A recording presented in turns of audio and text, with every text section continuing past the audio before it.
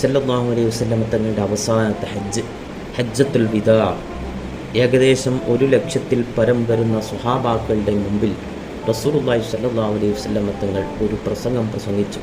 ഹിജ്റ 10 ദുൽഹിജ്ജ 9 അറഫ ദിനത്തിൽ. ഈ പ്രസംഗത്തിന് ശേഷം റസൂലുള്ളാഹി ഏകദേശം 3 മാസമേ ജീവിച്ചിട്ടുള്ളൂ. റബീഉൽ അവ്വൽ മാസത്തിൽ തന്നെ റസൂലുള്ളാഹി സ്വല്ലല്ലാഹു അലൈഹി വസല്ലം തങ്ങൾ വഫാത്തായി.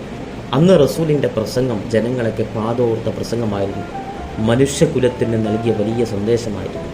അതിൽ പ്രധാനപ്പെട്ട ഒരു കാര്യമെന്ന് പറയുന്നത് മനുഷ്യൻ്റെ ജീവനും സമ്പത്തിനും ബഹുമാനം കൊടുക്കണമെന്നായിരുന്നു. ഒരാളുടെ രക്തം, അതായത് ജീവൻ, അയാളുടെ സമ്പത്ത്, അത് മറ്റൊരാൾ അപഹരിച്ചെടുക്കൽ ഹറാമാണ്.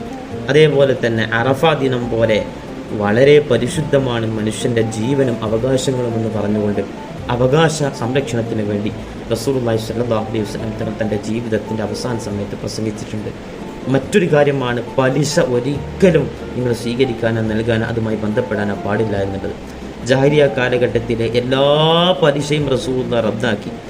ആദ്യം തന്നെ സ്വന്തം ബന്ധുവിൻ്റെ പേരിൽ അബ്ബാസ് റളിയല്ലാഹു തആല അൻഹുവിൻ്റെ പലിശ പോലും ഒഴിവാക്കി പലിശയെ പൂർണ്ണമായിട്ടും നിരോധിക്കുകയുണ്ടായി. പലിശയുമായി ബന്ധപ്പെട്ട കാര്യങ്ങളൊക്കെ ഒഴിവാക്കാൻ നിർദ്ദേശിക്കുകയും ചെയ്തു. മൂന്നാമത്തേതായിട്ടുള്ള വളരെ പ്രധാനപ്പെട്ടിട്ടുള്ള ഒരു കാര്യമാണ് സ്ത്രീകൾക്ക് വേണ്ടിയിട്ടുള്ള അവകാശങ്ങളെന്ന് പറയുന്നത്. സ്ത്രീകളോട്, അത് ഭാര്യയാകട്ടെ, ഉമ്മയാകട്ടെ, പെങ്ങന്മാരാകട്ടെ, വളരെ മാന്യമായ രീതിയിൽ പെരുമാറാൻ നബി തങ്ങൾ നിർദ്ദേശിച്ചു.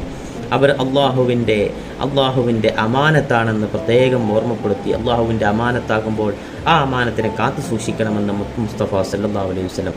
അതുപോലെ തന്നെ സാഹോദര്യം നിലനിർത്താൻ നബി തങ്ങൾ കൽപ്പിച്ചു. എല്ലാ മുസ്ലിങ്ങളും സഹോദരന്മാരാണ്.